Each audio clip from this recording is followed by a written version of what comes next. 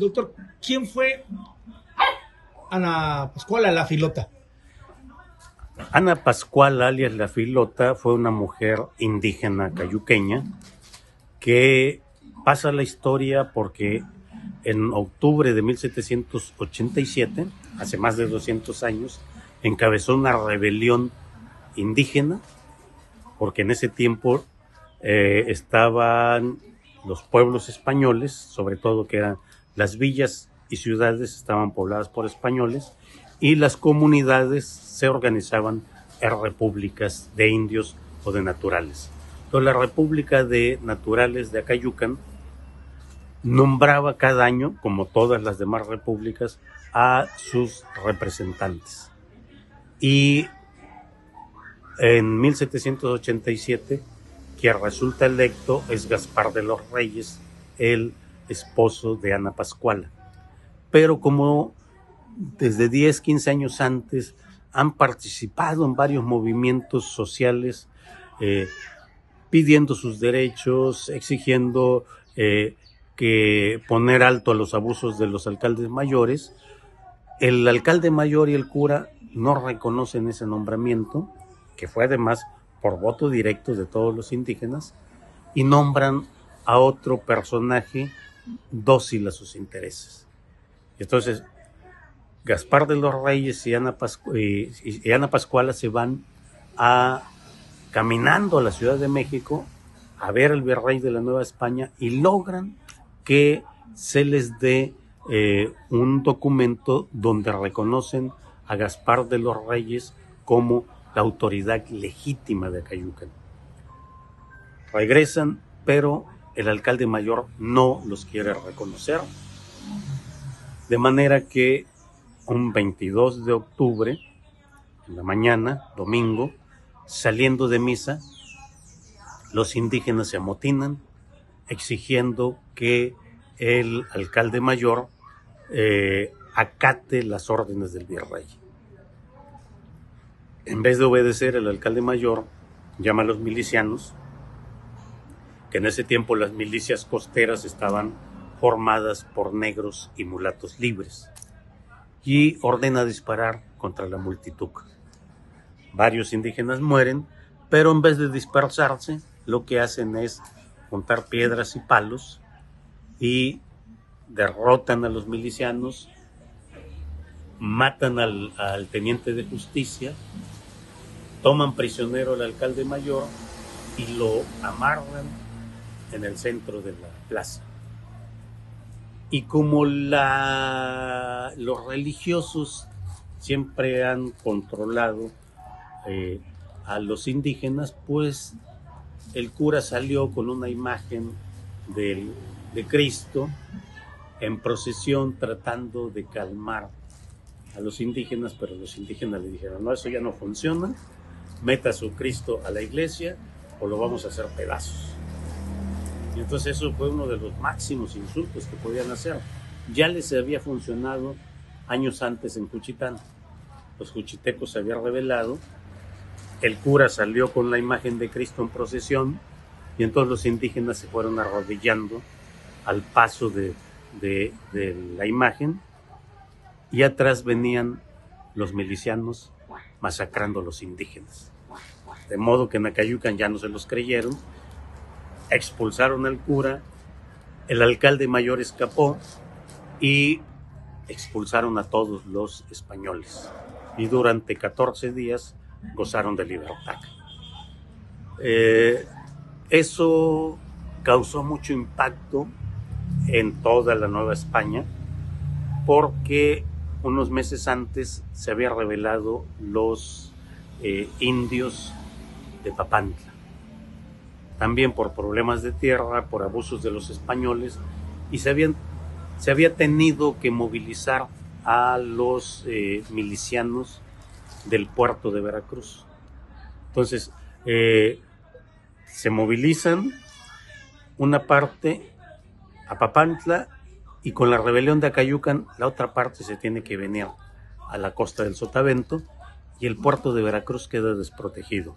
En el camino se le van sumando milicianos de Tlacotalpan, de Tezechuacán, Santiago Tuxtla, San Andrés Tuxtla e incluso de Corral Nuevo, llegando a juntar más de 500 milicianos. Sin embargo, cuando llegan a Cayucan, resulta que el pueblo está en paz. De todos modos, aprenden a 25 indígenas, entre ellos a Ana Pascuala, a Gaspar de los Reyes y a 2 de sus hijas. Los expedientes nos dan cuenta que Ana Pascuala en ese momento tenía alrededor de 40 años y se los llevan caminando a Veracruz, les forman juicio, pero en el juicio finalmente las autoridades les dan la razón, que fue un abuso del alcalde mayor, y 4 años después se ordena que los indios de Acayucan que se habían amotinado salgan libres. Pero ahí le perdemos la pista a Ana Pascuala, no sabemos qué pasó. Lo más seguro es que haya muerto por las terribles condiciones que existían en San Juan de Ulúa, donde estuvo presa 4 años. No sabemos cuántos regresaron, pero para tener una idea, de 600 personas que aprendieron en 1910 y se llevaron a San Juan de Ulúa, solamente regresaron 80, porque la mortalidad era muy alta. Entonces, de Acayucan, lo más probable es que Ana Pascuala haya muerto en San Juan de Ulúa, porque en esos años, tener 40 años ya era ser una persona mayor. ¿Hay alguna pista que nos diga por qué no hay fotografías de Ana Pascuala? ¿Por qué no hay parientes de Ana Pascuala? Bueno, fotografía no podía haber porque en ese momento todavía no se inventaba la fotografía. Estamos hablando a fines del siglo XVIII. La fotografía se inventa en el primer tercio del siglo XIX. O sea, casi 50 años después. ¿Por qué no hay descendientes? Seguramente muchos de los acayuqueños actuales son descendientes de Ana Pascuala, pero en ese tiempo la gente conformaba el nombre por el nombre de su padre o de su madre, más el nombre que les daban. Por eso era Ana Pascuala. O sea, lo más probable es que el nombre de su madre haya sido Ana y el de ella haya sido Pascual. Por eso era Ana Pascuala, y por eso vamos a encontrar también muchos nombres que en realidad, muchos apellidos que en realidad son nombres. Y la otra cuestión es que los apellidos ya propiamente españoles se empiezan a adoptar después de la independencia, sobre todo cuando se crea el registro civil. Ana Pascuala no tendría apellidos. No tenía apellidos. ¿Cómo se documenta la existencia de Ana Pascuala?